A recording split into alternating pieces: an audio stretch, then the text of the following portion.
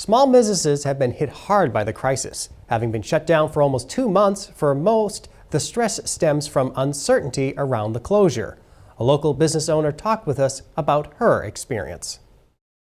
Second Hand Rose of Needham, a consignment store, was among the first in town to close the shop back in March. Store owner Laurie Chmielewski tried new ways to keep the business running. I would do literal window shopping. I would stand up at the front of the store with racks of clothing and I would go through and people would select what they wanted to consider, and then I would pack it up, send it home with them. They would try it on at home, and then they would bring back what didn't work, and we kept that separated for multiple days so that no one else was trying it on. But not surprisingly, her business was still hurt.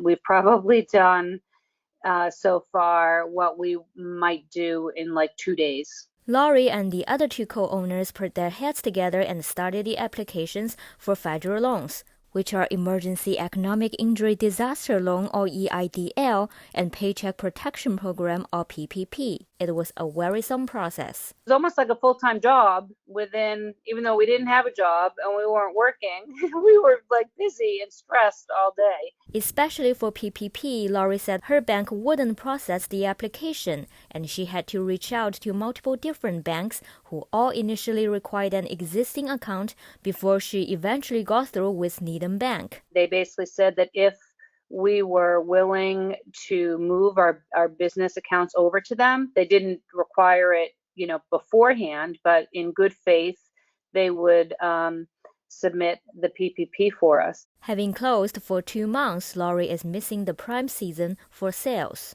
This is our busiest quarter of the year. Summer is the slowest. The sooner we open, the better, because we are going to get hit on the other side. Laurie didn't see online selling as a sustainable solution. It's not like buying a vacuum. It's been worn before, so you need to check on the quality of the item. Our business has definitely been based on relationships. There are women that will come here 15 or 20 minutes before they have to run and pick their child up from school, and they come here. We are definitely like Cheers. We know big events when their kids are applying to college.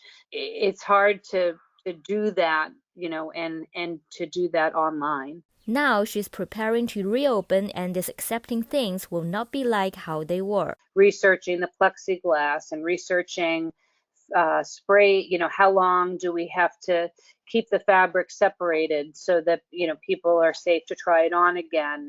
What kind of sprays might we have to buy that is not going to be damaging to the fabrics? We took the back part of our store and we're going to make that like our area where we process consignment. When it comes in, it's going to sit for a few days. And at the same time, if somebody tries things on, it will also go back there before it goes on the floor. It might be more competitive to get good items because people might be strapped for money a little bit more. They might not be shopping new items more, which will trickle down to, they might be holding on to their items more. So we might have to get a little bit more creative on how we obtain new items. For the Needham Channel News, I'm Yu Xiaoyuan.